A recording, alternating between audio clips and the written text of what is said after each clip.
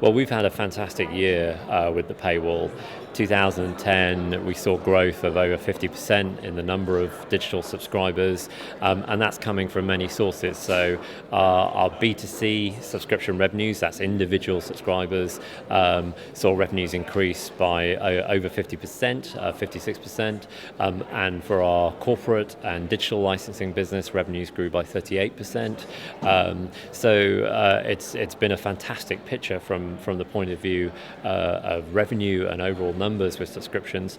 Just to put things in context, we're a business where in print we circulate about 400,000 copies. So for us to have over 200,000 digital subscribers, which is where we now are, means that we're halfway to replicating the scale of our paying print business. And that's a big deal. We really are very happy to be at this point.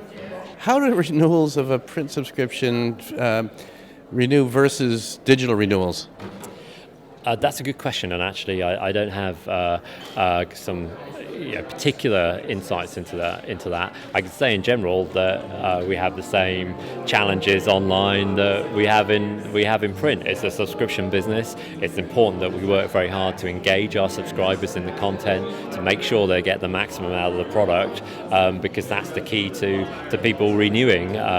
We know from exit surveys that we run that the main reason for people cancelling a subscription is not because of value for money or cost, it's because they didn't use it enough. So the key challenge on churn is for us to make sure that we understand what people want from the product and we make sure that they get that from it. Tell us about the business of video, how it's going, your commitment, and sort of some of the commercial elements, because some newspapers have made a big commitment, some have stumbled, some have pulled back. Well, with video, I'd like to think we've had a relatively smooth ride over time. Right from day one, we've always covered our costs, and in fact, it's been a profitable stream for us all the way through. And we've gradually developed our capability. We now have a team of video professionals who are, mostly based in London, but we've got some very good people now around the globe in Hong Kong and also New York. We just last year invested a lot of money in creating a lovely new studio facility at the headquarters in London that looks out onto a backdrop of the River Thames and the skyline of the City of London, and that is enabling us to produce even better quality videos for our readers, and we continue to find that readers really enjoy the video output that we have.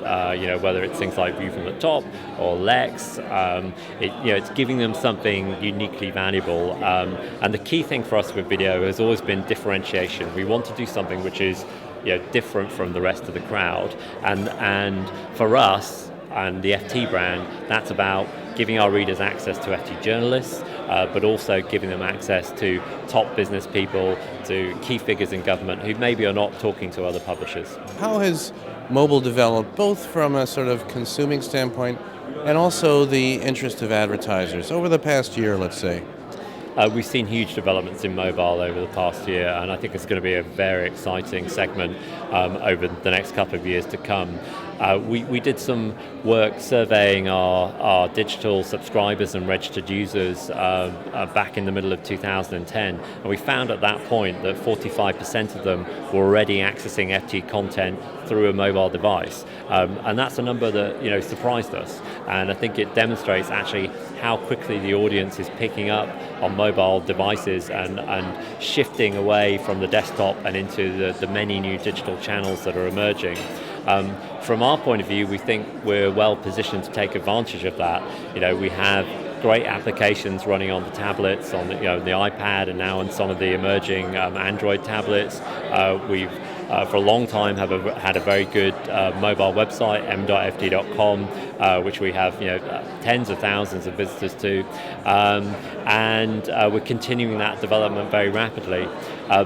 The big thing for us over the past 12 months or so has been seeing the evolution of mobile as a commercial platform, as a place to do business.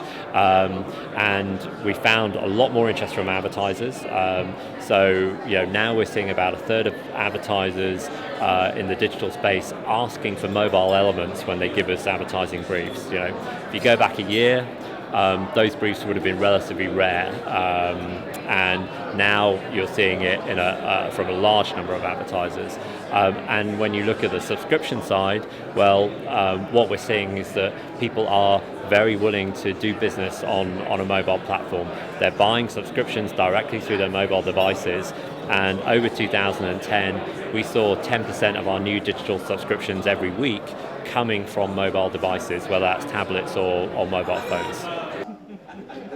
It's like entering into a fight with a blancmange. So